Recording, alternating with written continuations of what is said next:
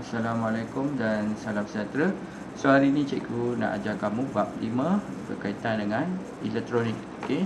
Sebelum kita belajar masuk, kita tengok apa informasi-informasi yang nak dibincangkan lah. Okey.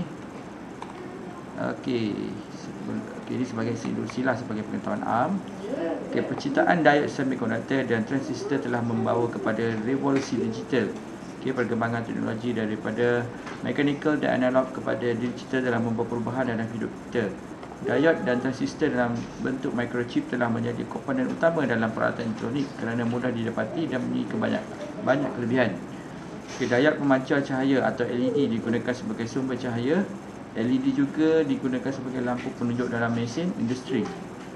Pada masa kini, kecergasan buatan artificial intelligence AI semakin mendominasi kita. Banyak peralatan pada masa kini boleh berfungsi secara automatik seperti robot dan kereta tanpa pemandu. Kebanyakan cip elektronik pada hari ini direka dengan saiz yang semakin kecil. Saiz yang kecil bukan sahaja dapat menyimpan ruang dan menggunakan kuasa elektrik, malah dapat meningkatkan kecekapan keseluruhan sistem tersebut.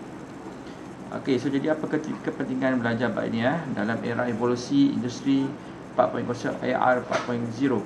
Kefahaman sifat elektron, aplikasi diode bersama transistor, kecergasan buatan AI dan internet 5G memperolehkan para generator elektronik dan para algoritma mereka untuk peralatan elektronik pintar dan sistem automasi yang semakin canggih. Kemajuan ini dapat meningkatkan produktiviti industri dan hasil pendapatan negara. So, jadi kemudian untuk masa akan datanglah, kecergasan buatan membolehkan kajian yang mendalam dijalankan untuk mencipta robot dan kereta tanpa pemandu.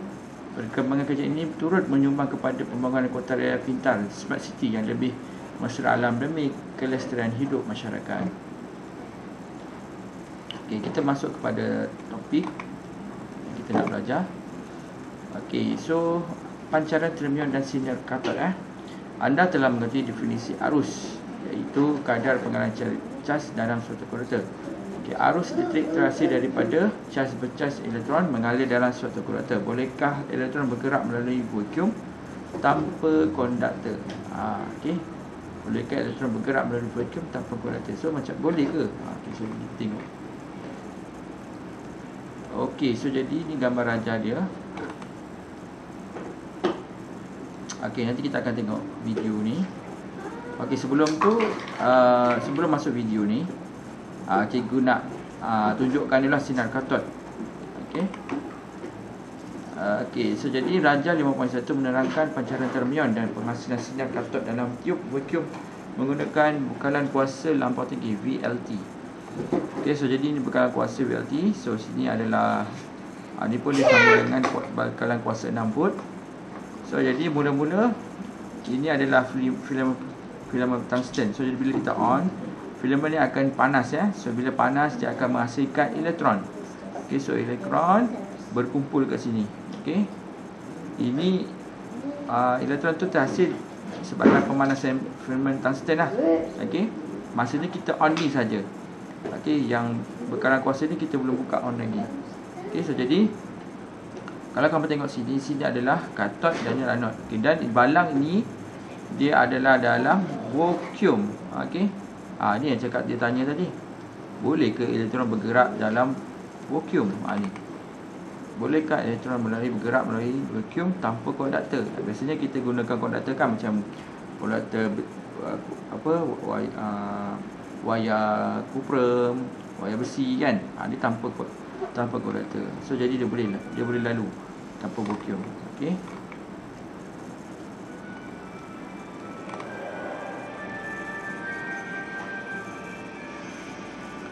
Okey, so jadi bila elektron ni dah pun panas, so kita buka on ni. So jadi kita tahu ni katod ni anod. Okey, katod ni charge negatif, anod ni charge positif. So jadi elektron yang berkumpul ni akan dipecutkan ke depan. So anod ni akan terima. So negatif elektron ni akan bergerak ke anod. Okey. Ni penerangan dia lebih detail lah. Okey. Ni yang tadi kan, yang bahagian sini kan, yang cikgu cakap tadi.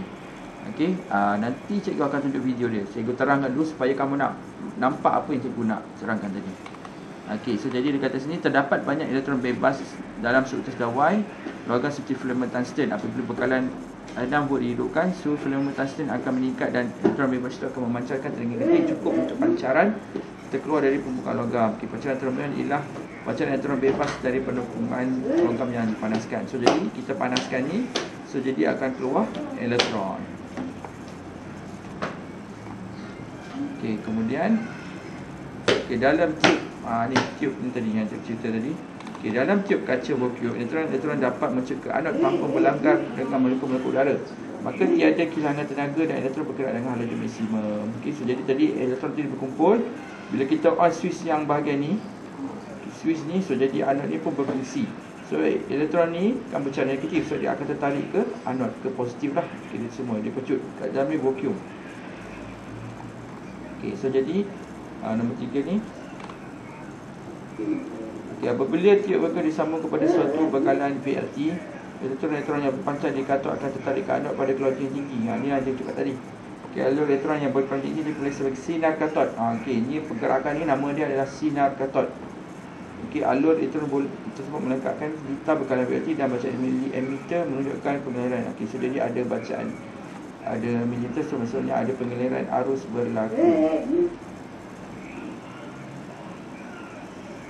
So jadi kita tengok video tu lah secara ringkas. Tapi kalau kamu nak tengok detail, kamu boleh tengok yang cikgu tunjuk tadi tu lah.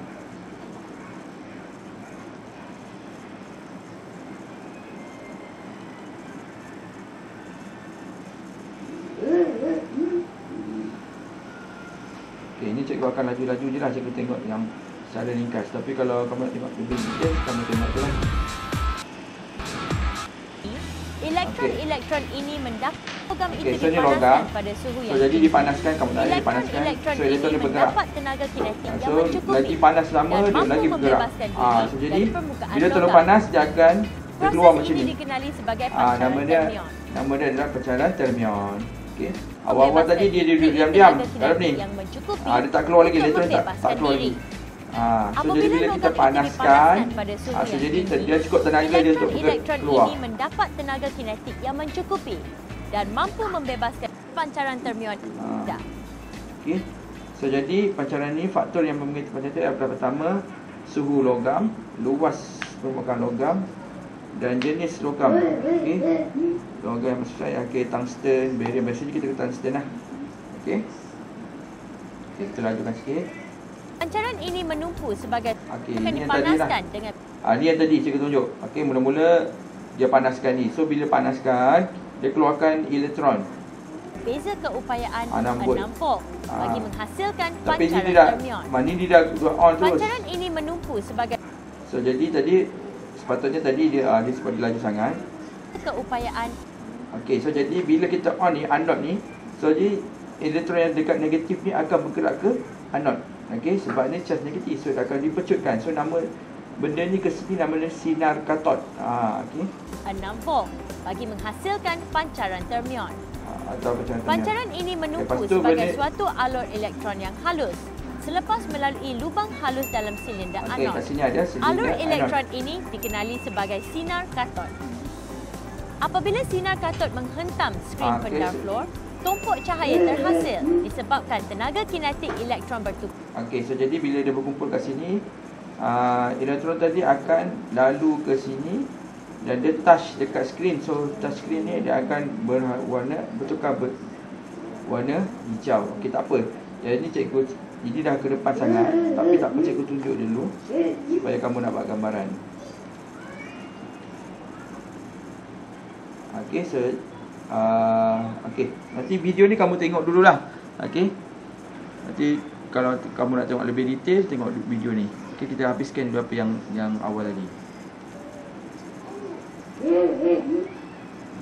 Okey, so jadi sebab cikgu tak boleh cerita macam tadi video tadi, bukan cikgu tak nak tunjuk. Sebab dia dah cerita tu terlalu ke depan. Kita nak cerita sikit-sikit dulu. Baru kamu nampak tadi cikgu tunjuk yang asas dulu. Dia cerita yang tadi, yang apa yang cikgu nak tunjuk tadi adalah mula-mula ada filament dipanaskan, keluar elektron. So elektron tu akan berkumpul kat sini. So bila dia berkumpul kat sini, kita on yang bahagian kuasa bekalan kuasa BLT ni. So jadi elektron tu memecut ke depan. Itu saja idea dia. Yang lebih-lebih tu nanti kita tengok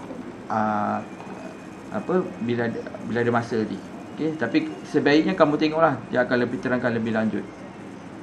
Okey, lepas tu kita pergi kepada kesan sinar katod di bawah pengaruh medan elektrik. Okey, so jadi ini yang masuk yang tadi itulah.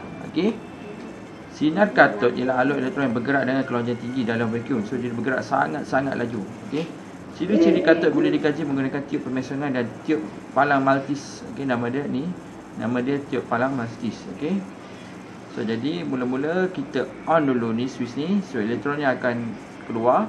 So katod bila keluar, so kita on yang ni pula. So elektron tu akan bergerak ke anod. Okey, bila bergerak anod ni akan memecut.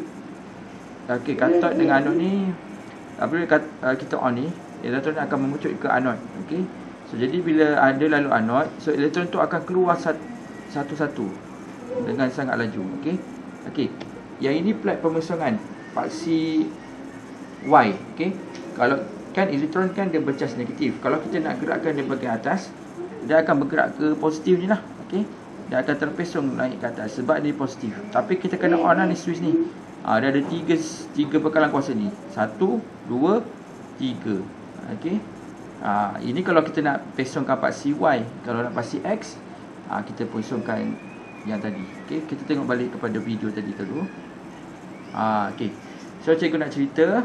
Okey, dalam yang tadi tu antara katod dengan anod ni ada grid kawalan. Grid kawalan ni, apa fungsi grid kawalan ni? Okey, dia kumpulkan dulu elektron tu. Okey, supaya semua elektron tak adalah keluar semua sekali, dia kawal. Macam kamu nak keluar sekolah tu kan. Bukan semua orang boleh keluar serentak tu. So dia ada kawalan. Ada guard, kawal, keluarkan sikit kamu baru boleh balik. Dia bukan boleh sekali ramai. So jadi sama juga macam antara katod dengan anod ni ada grid kawalan. So dia akan keluarkan sikit-sikit. So jadi kat anod ni dia memfokus. Kamu tengok kat anod ni akan memecut ke skrin. Anod memecut iaitu ke atas. Ni tadi kan. Okey, so jadi anod tadi memecut. Okey, tadi kamu nampak ada plat Y kan. Plat Y ni elektron dia akan terpesong ke, kalau negatif dia tak terpesong sini, kalau positif dia akan terpesong ke bawah. Ini untuk paksi Y, yang ni paksi X. So dia nak belok ke kanan ke kiri. Okey, nanti cikgu akan tunjuk video dia. Atau ke bawah. Kinetik elektron. Okey, so jadi ni tadi elektron tu akan touch dekat skrin. So dekat skrin tu akan nampak warna hijau. Benda ni biasanya kita akan nampak dekat macam contoh kalau orang sakit kan jantung kan, dia bunyi tit. Yang itulah benda tu dia gunakan. Okey, warna hijau yang kamu nampak garis hijau jantung tu, itulah dia punya aluran elektron tu yang terhasil. Dan dulu TV lama-lama dulu pakai macam ni, tapi sekarang dah tak guna ni, sekarang semua guna LCD. Okey, kuasa 2. Okey, so jadi ni tenaga kinetik. Ni dia nak tunjukkan formula lah. Tu nanti kita akan tengok. Tapi tak apa, boleh cikgu tunjuk. Kepada keupayaan elektrik. Ni tenaga kinetik ni dah tukar kepada keupayaan elektrik. Elektron dalam voltan. Okey. EV akan menghentam skrin selama masa singkat. Tekan tombol yang ni nanti. Ni nanti dulu. Okey. Okey. So sekarang kita tengok pula video untuk multis cross tube ni pula. Okey.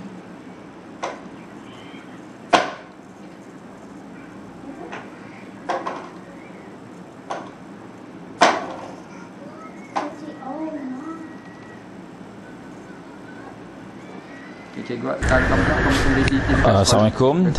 Di sini saya ingin tunjukkan. Ni yang cikgu tunjuk dekat kamu tadi. Ada 3 switch, 1, 2, 3. Ini kat sini yang ada katod dengan anod ni. So jadi dia akan terpesong ke bawah atau ke atas.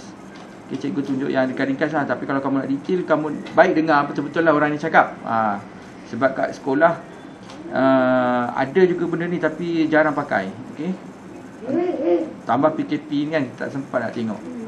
Okey, kita tengok cerita laju-lajukan yang penting saja. Okey, ini kita sambungkan kepada balok dulu. Kita bujuk sama.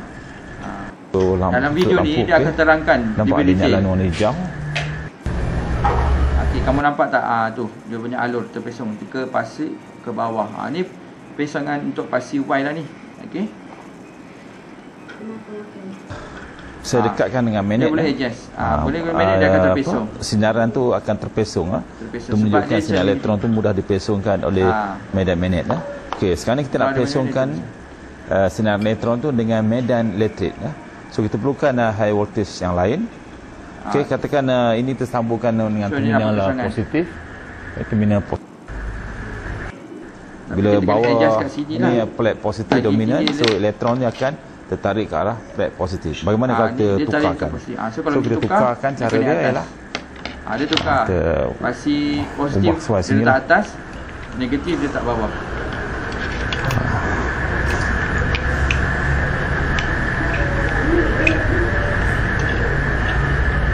Okey, kita buka sini. Kita tengok dia positif ke atas. Kita buka ke sini. Positif ke atas. Kita dapati sinar elektron ni akan terpesong ke atas.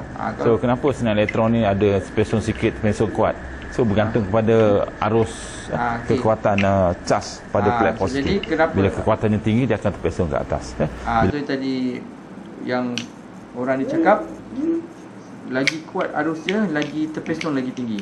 Okey, dia bergantung kepada nilai arus yang kita bagilah. Okey. So jadi itulah cikgu nak tunjukkan. Yang tadi kamu tengok dalam bentuk gambar kan, ni nampak video betul-betul. So jadi sekurang-kurangnya kamu dah nampak lah. Okey, apa yang nak tengok pasal apa multi cross tube ni.